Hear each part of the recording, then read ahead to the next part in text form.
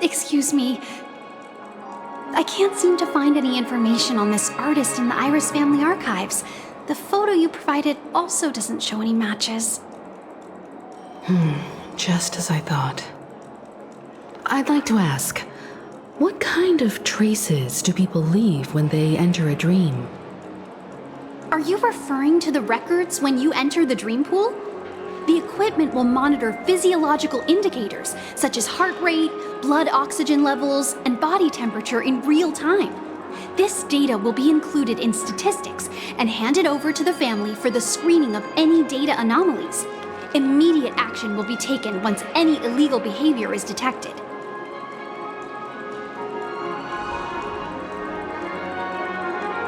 I apologize. The hotel does not have access. This information is managed by the Bloodhound family. We can only gain access if there's a problem. Looks like nothing can be found here. At least we know who to look for next. We can ask the Bloodhound family for information. Thank you for your assistance, Miss Allie. By the way, is Miss Robin doing fine? We are looking forward to her performance. Fine? What does that mean? Is there something wrong with Miss Robin? The preparations for the Charmony Festival have been proceeding smoothly, so I guess things are pretty good. I believe she will be able to put on a spectacular show for all of you. I'm sure. Sure enough, no one knows about Miss Robin. I'm not surprised. But that Miss Firefly is truly mysterious. There's no information on her in the hotel system. Even if she's a stowaway, she should have a disguised identity after entering the planet. She's also in the running for the legacy. How is she going to sneak into the dreamscape unnoticed? Is there any other way to enter a dream? Besides the hotel room's dream pool?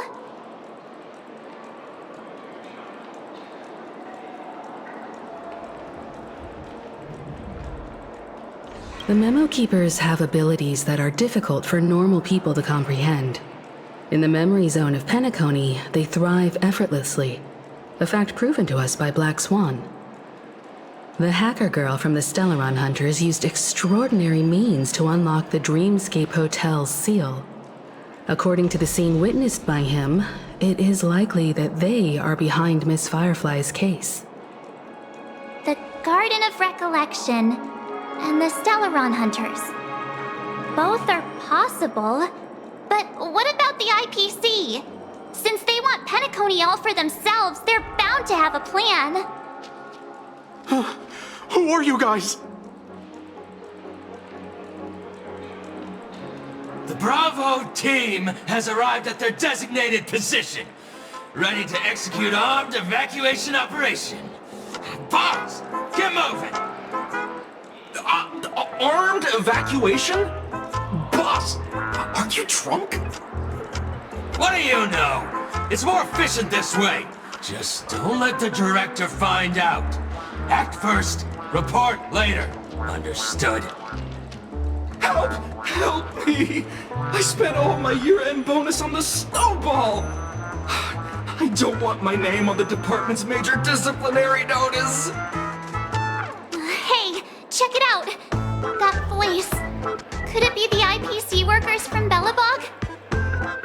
To all guests, the IPC will be conducting special operations within the hotel. Please follow the staff in charge of evacuation to the designated safe zones, or compulsory measures will be enforced. I'll request a beating for you lot! You've been told not to drink during work hours. Take him back to the hotel room. I'll organize a meeting later to properly go over how this incident report should be written. Miss Topaz? I never thought I'd run into you on Penacony. Long time no see, Astral Express crew. Aventurine has told me a lot about your happenings.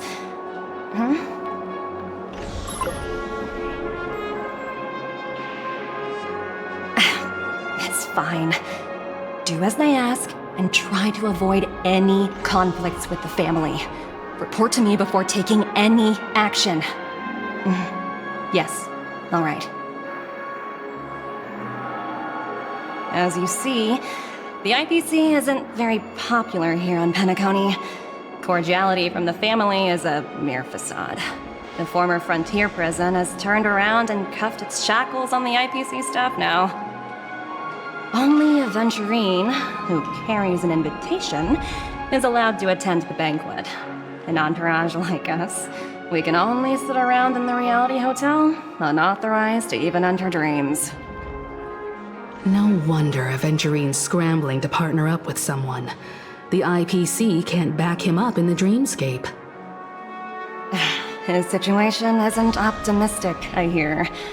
You're all helping to investigate some dirt on the family, are you not? Let me know if you need anything outside the dreamscape. The IPC always treats its partners well. Thank you, Miss Topaz. We're on our way to the Hounds to verify some intel. Perhaps you've had dealings with them? Yep, they're tailing us right now. Why not go and talk to them? It'll take the spotlight off me. Being constantly stared at is really uncomfortable.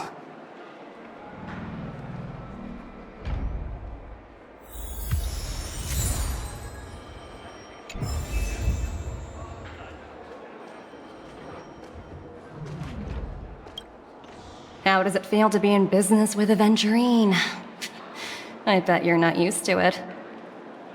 That's just his style. All or nothing is his mantra. He's always cozying up to his clients while egging them on to undertake some dangerous assignment with him. But everyone has their merits, so I won't comment further.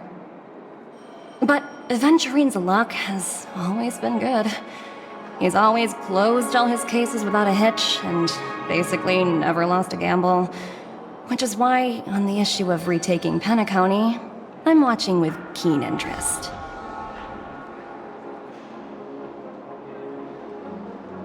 As for the two cases, apologies, but I don't have much info on them either. All I can do is ask you to keep digging for more details. Please, continue to investigate the case. All I can do is sit tight in the real world. I look forward to hearing your progress.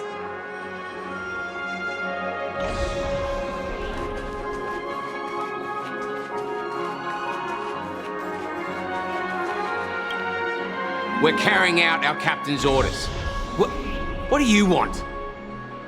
We made a mistake last time, and we're working hard to rectify it now. We don't have time for anything else.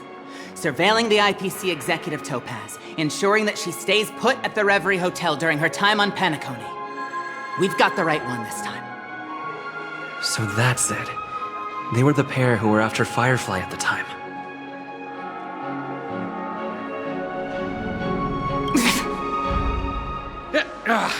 It's you again.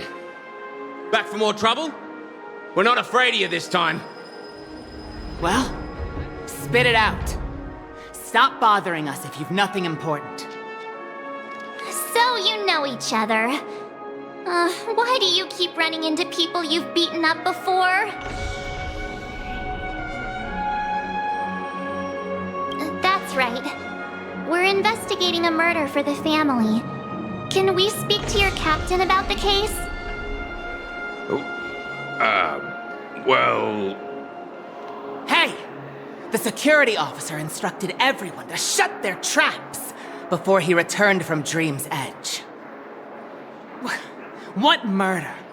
You'd better stop spouting nonsense. Yeah, that's right. We have nothing to report.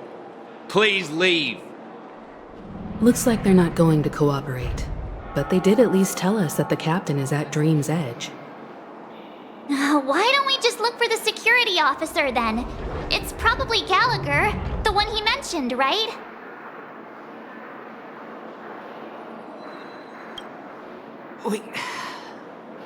We have nothing to report. Please, leave.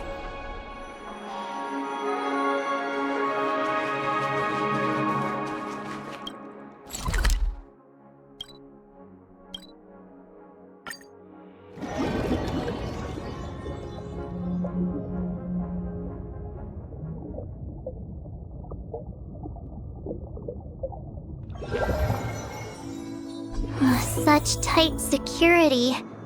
I bet they're stumped by the case as well. Gallagher. Gallagher. Where could he be? Constructing dreams. Dreams are supposed... Apologies. The Bloodhound family is running an investigation up ahead. No unauthorized personnel allowed. Hold on a minute. I think I've seen you before. The gray-haired one. How much trouble have you stirred up exactly on Penacony? Not possible. It was you the last time, yelling about some clockwork friendship while beating me up with that silver-haired girl.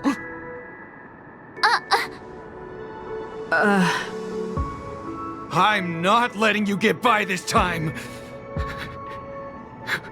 Please leave, or I'll have to get on my knees and beg you. Huh? What kind of heinous crime have you committed now? Hold on, sir. We have documents authorized by the family that would aid your investigation. If it wouldn't trouble you, could we see this Mr. Gallagher? Who exactly is this Gallagher you keep talking about? There've been a few people mentioning this name. Even the one with the gray hair. He didn't send you all here? It was the security officer who dispatched us. That's all I can divulge. He'll do! He's the one we've been looking for! Sorry, no can do. The boss said that since it's a matter of the family's reputation, no one's allowed through. Everyone, please leave. There's really no need for us to make things difficult for each other, right? We're really sorry for troubling you. Let's think of another way. Another way... that's it! Didn't they say something about that... what was it? Clockwork? That got this guy to change his mind? Can you perform it again? That... clocky magic!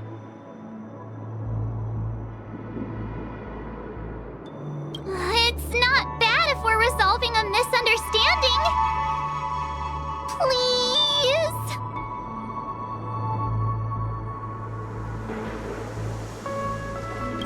Sorry, no can do. The boss said that since it's a matter of the family's reputation, no one's allowed through. Everyone, please leave. There's really no need for us to make things difficult for each other, right?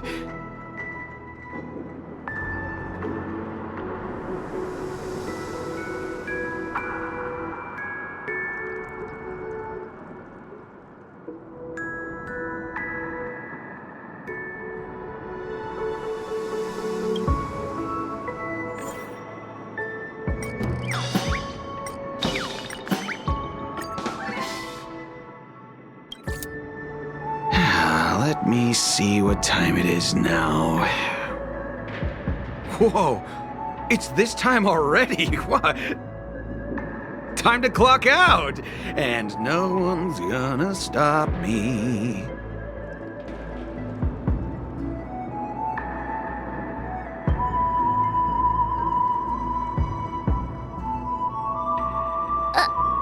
What? Huh? This clockwork trick of yours, it's kinda dangerous. At least he won't be getting in our way again. Let's go find that Gallagher and ask him the intricacies of the case. I was wondering what all the commotion was. Huh. Oh, it's you guys. Welcome. Since you made it here, what can I do for you? Hello, Mr. Gallagher, sir. Judging from your tone, it sounds like you were expecting us. Miss Himiko, you're too polite. There's no need to call me sir. Mr. Gallagher, you even know my name. Of course I do. You folks are from the legendary Astral Express and honorable guests of the Watchmaker. I had an encounter with this gentleman in the Golden Hour. I remember that little silver-haired girl was there too. I'm sorry for what happened to that kid.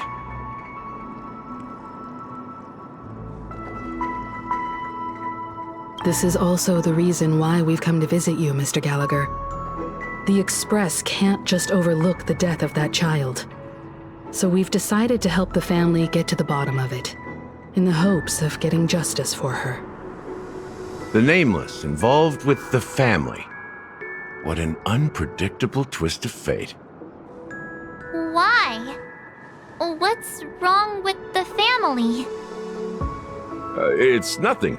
On Penacony, everyone loves the family. No matter how much one resists the beautiful dream, when the time comes, they too will find it hard to let go. Who wants to leave a warm nest?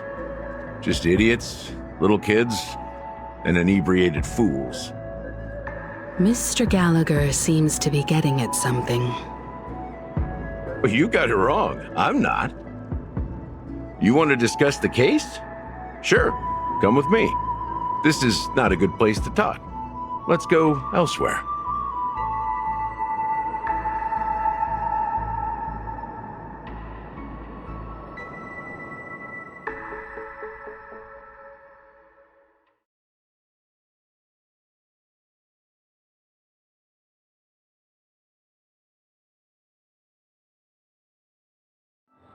Even after that chilling tragedy, this dream is still running effortlessly. Other than the family of the Harmony, it's hard to imagine any other power in the universe that could sustain a building of such magnitude. The family itself is a huge, perfect building, like a living idol.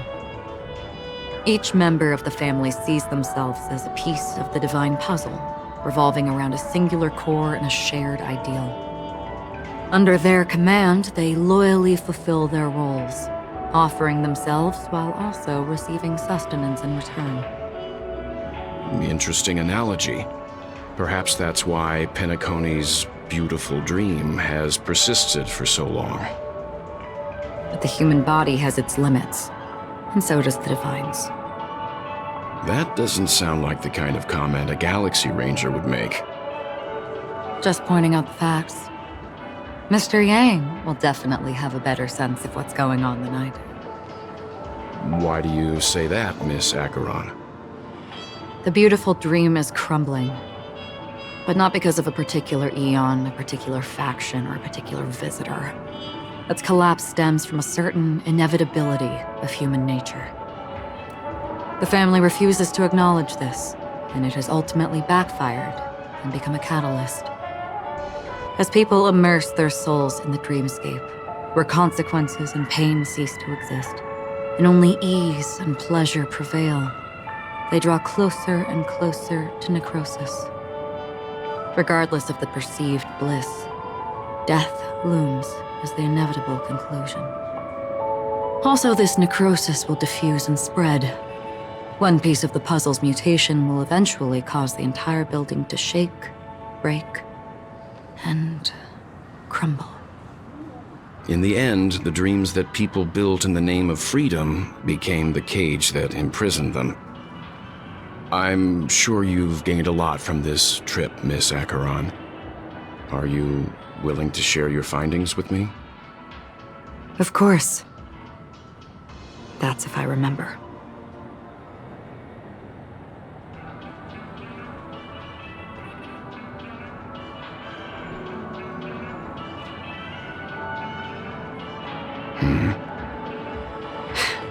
Don't mind me, it's just a habit. Owing to events in the past, I've become easily forgetful. It's only when this sword is unsheathed that those hazy memories start to become clearer. Take your time. That should do it. I vividly remember everything that occurred on Penacony. Ask away. The moment of daybreak. I've heard that's where the Dawn Factory, which processes the foundation of the dreamscape, is located. Behind the dreamscape's song and dance stand many imagination factories. Workers create all kinds of whimsical works day in and day out in their dreams. Then they return to reality and sleep on a narrow bed in a room. A far cry from luxury. They say it will suffice. Experiencing the bizarre and motley dreamscape is the best reward. There I encountered a young woman who had just come of age, the perfect time to indulge in beautiful dreams. Her greatest wish was to one day move to the golden hour and see the magnificent garments she had woven with her own hands. For certain reasons, her wish was difficult to fulfill. But I managed to bring her a garment. Gilded Hour. It's said to be Penacony's currency center. Yes, it is a fortress-like financial city, the economic heart of the dreamscape.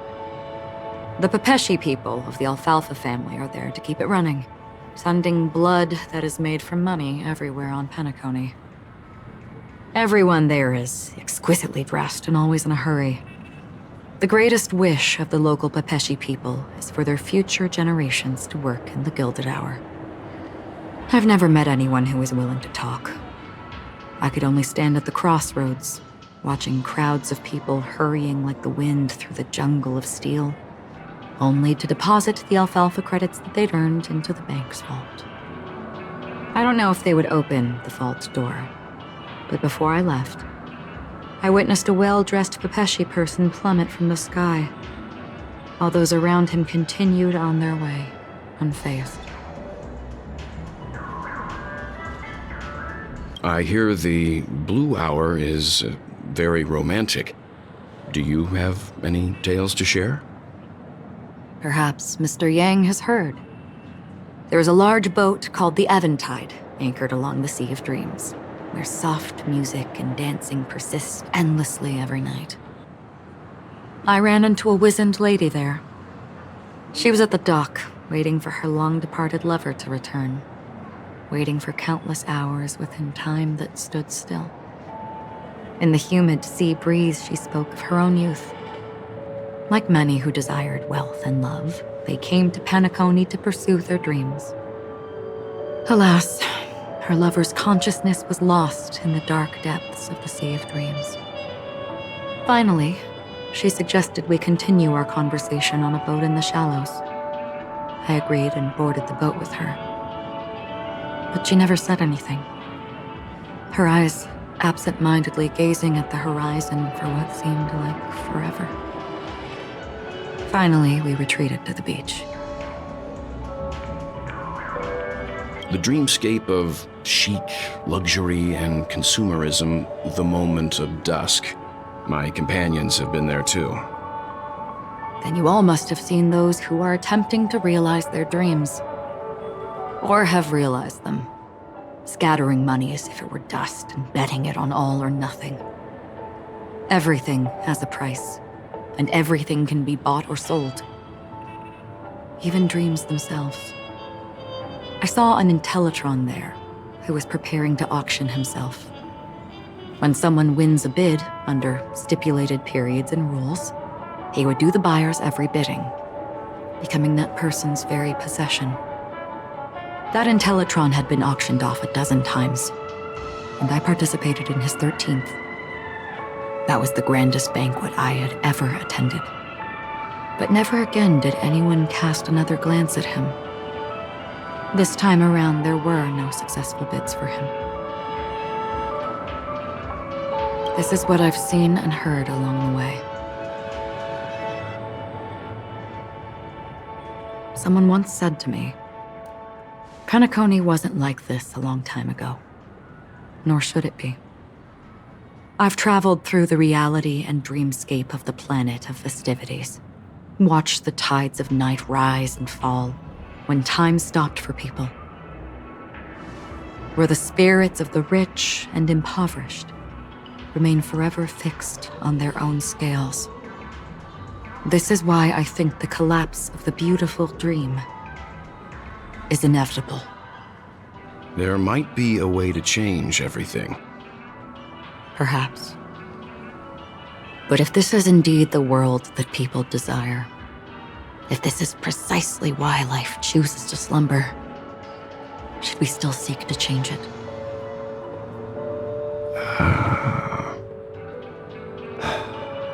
Miss Acheron, now it's my turn to share a story with you. There was a man from my homeland who, at a time when the world was grappling with deep, unhealable pain, made a choice.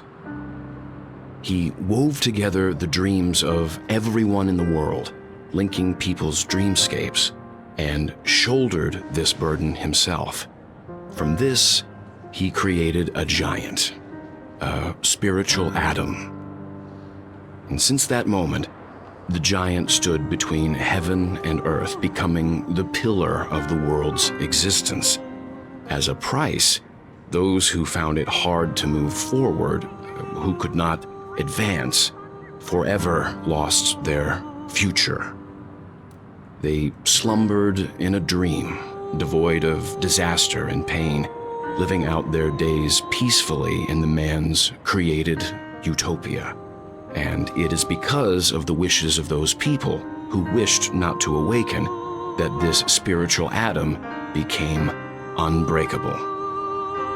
And yet, you stand here right now, which also means that man failed. Because people must always move towards the future. Even if human weaknesses make them pause when they truly cannot move forward, humanity will eventually seek a way to save itself. And that man, he was never a failure. Like everyone in that world, he etched the possibilities of human nature into his heart. He was the sun chaser of legend, soaring towards the sky and embracing his final victory with his fall.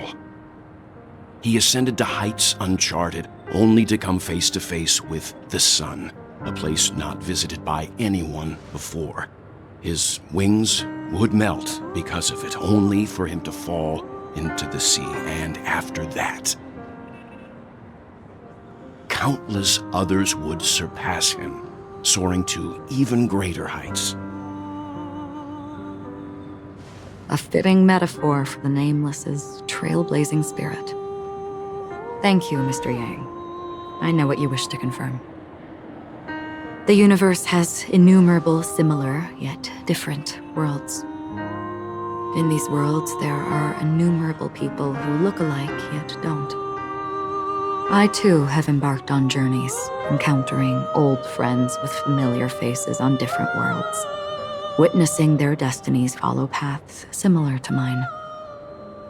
So I will tell you, even if not completely similar, the story you just told,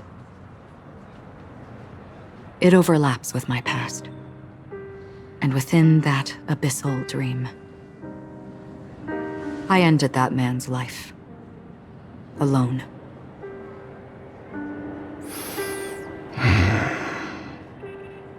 I am not who you think I am. Nor will my home be as fortunate as your world. I am sorry. It's fine. I don't mind, so long as I can alleviate your suspicions. There's something I still wish to know, Miss Acheron. Under that representation of the hunt, exactly what sort of power is it that has motivated your solitary journey thus far? Mr. Yang, before answering that question, I wish to continue the previous topic. I like your analogy very much. Indeed, birds are born to fly. But in a distant past, their ancestors could only gaze at the sky in envy. They saw that faraway ray of light from above the heavens, piercing through the clouds and blanketing the earth. And so, time and time again, generation after generation, the birds spread their wings and took to the sky, attempting to touch its ceiling. All because the sun was there. Then, what if the last bird finally soars into the sky, only to realize that the end of the light is not the sun, but darkness?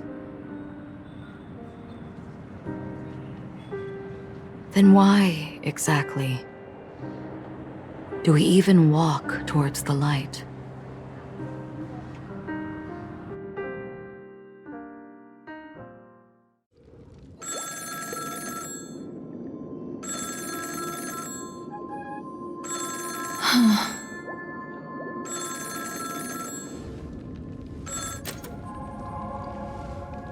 Long time no see. Having fun on Penacony? Acheron? This voice, it's not Constance. Could it be her companion? Though I don't know exactly what you are, or what you're up to, my bullets will find you. Until then, you best find a casket store on Penacony and ask the owner to reserve a good quality casket for you, imposter.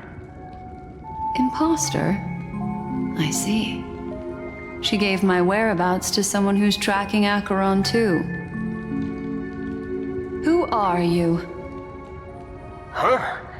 Did I make a mistake? Who the fudge are you? I'm the Garden of Recollection's memo keeper. Not bad. This is the kind of tough challenge I like. You that imposter's bodyguard? Never mind. It's fine. I'll leave a round for you. So get that forehead clean and wait for me. I don't know what you're talking about, but you know Acheron, the Galaxy Ranger, yes? I have something to ask you. Are you asking me to write your will? Sure. Go ahead. Not quite. I only want to ask, how exactly did she become a Galaxy Ranger? She's clearly not a pathstrider of the hunt, but you are, aren't you? Tell me, what's Acheron's deal? Sure. Never thought I'd come across an ally. Fudge, what a stroke of luck. Well, I'll be on Penacony soon. Memo keeper, go buy a bottle of Asdana's white oak and warm it up, and I'll raise a glass to you. That lady's passed. Well, nobody knows. But if all you want is a simple answer, sure, you best get a chair and take a seat. That woman, named Acheron, is an emanator who should not exist.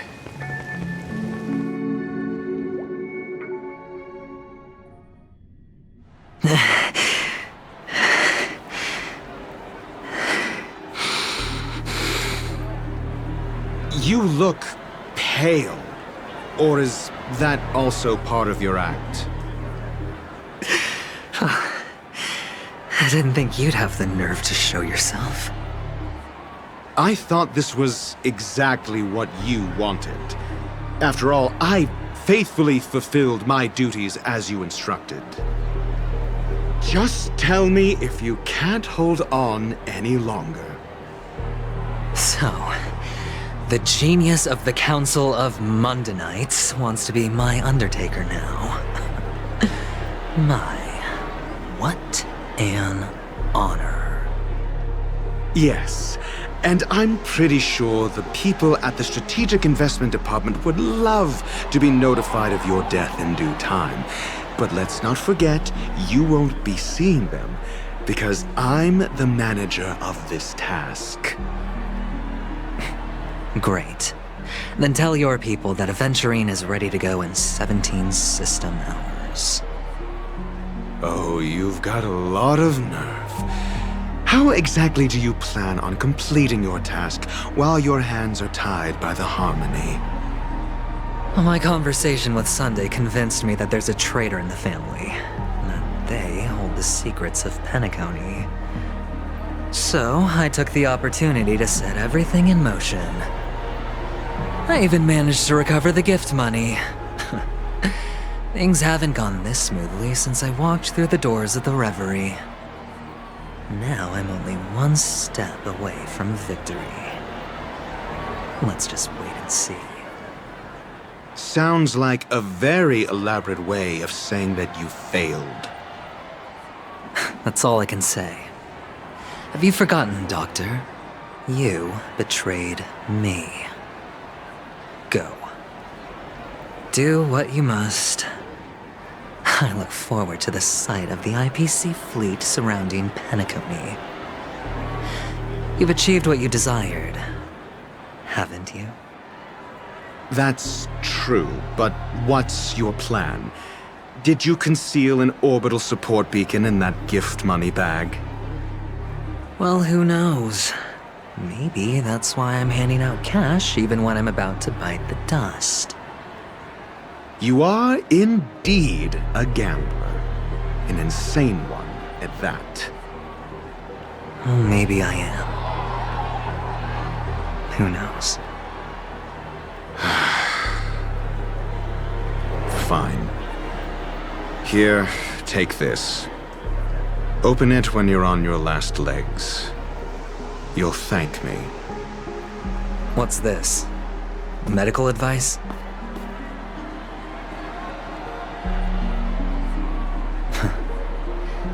You catch on pretty fast, Doctor. Asking me to solve a case without giving a single clue. How typical of you, you wing-headed scoundrel. But the way you're all on edge about that stowaway, it's just as I guessed it would be.